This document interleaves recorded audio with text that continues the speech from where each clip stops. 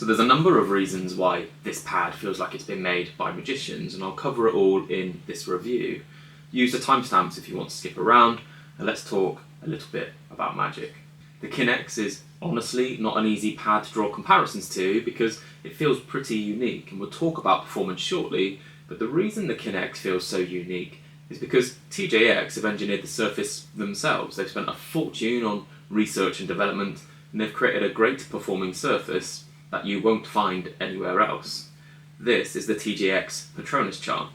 In terms of its performance in first-person shooters, which is where performance really matters, it's super smooth and feels very balanced in its dynamic glide. It's not as fast as something like the SkyPad, and it isn't slow and muddy either. It's a bit in-betweeny. The initial friction is quite low, and the stopping power is also well defined and provides a bit of bite at the end of your flicks. These characteristics allow you to make micro adjustments while also eliminating the wriggle we sometimes feel on glass surfaces. The Kin X feels like it was made for me in terms of its characteristics, and I feel most people would also be able to perform well with it. To the skin, the surface is not very sticky. Most glass pads cause a lot of drag on your palm and will get sticky over the course of your session as sweat starts to build up.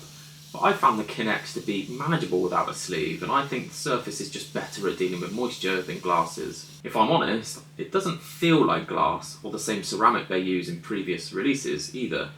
It feels like a hybrid between glass, epoxy, resin or silicone. But I'm just kind of saying words at this point. If you're a sweaty boy, you might still need a sleeve, but I'm pretty sweaty and I've managed okay without one so far, and I can't say that for many hard pads. Another facet of this pad is the image quality. If you ignore the design for a second, which is very divisive, the quality of the image print is genuinely impressive. One of the things that I found disappointing with my previous glass pad releases is that in person the glass pads look a bit blurry because the design is printed underneath the glass surface, and by contrast the Kin X image is printed on top of the pad, or at least much closer to the surface, and the result of this is a really crisp and vibrant image. It's unlike anything else on the market. So the build quality of the pad itself is very, very good. TJX have upped their game here. I feel very confident in the longevity of the pad because of how solid it is. I don't really treat it respectfully either. I'll drop my headphones on it, my hot drinks and metal case keyboards will knock up against the edges of the pad, and there isn't a mark to be found, and that's a pretty key feature of hard pads. They should be resilient to their surroundings, and the Kin X feels like it will stand the test of time. I'll be using this pad for a while, so if you want to hear the long-term update where I'll cover image quality and performance consistency after a few months of heavy use, be sure to subscribe to the channel. You might also be wondering why I have two copies of the Kin X here, and I was sent the lady pad for the review, and because I liked it so much, I asked if they'd let me buy a custom design as a demonstration of the Kin X by You, which is coming in December.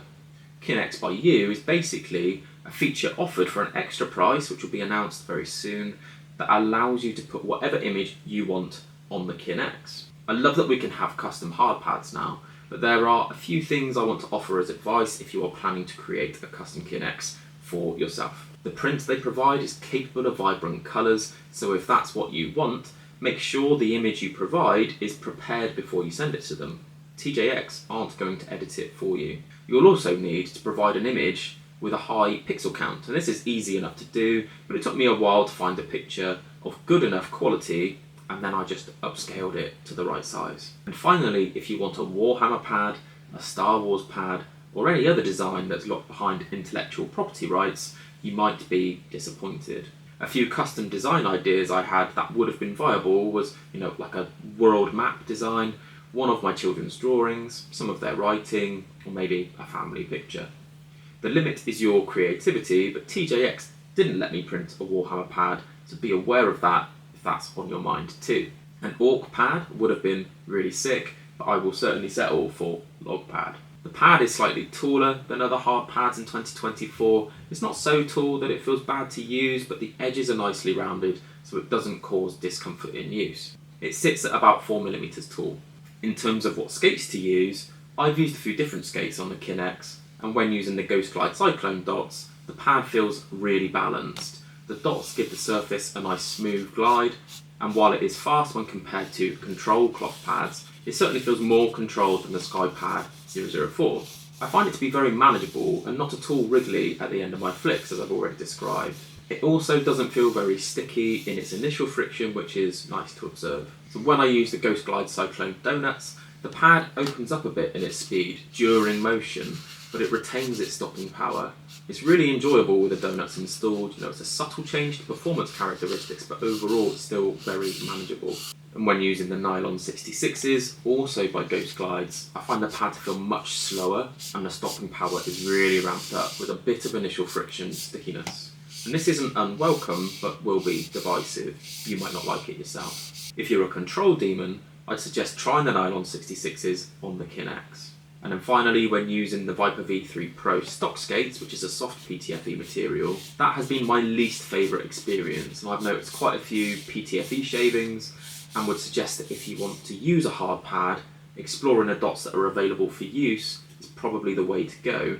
I'd recommend Ghost Glide Cyclone Donuts or dots for most people, but if you have a different preference for glass pad dots, let me know in the description below. Finally, the Kin X will be available in many different sizes and designs from November 30th. And if you pick one up, consider using a creator's affiliate code.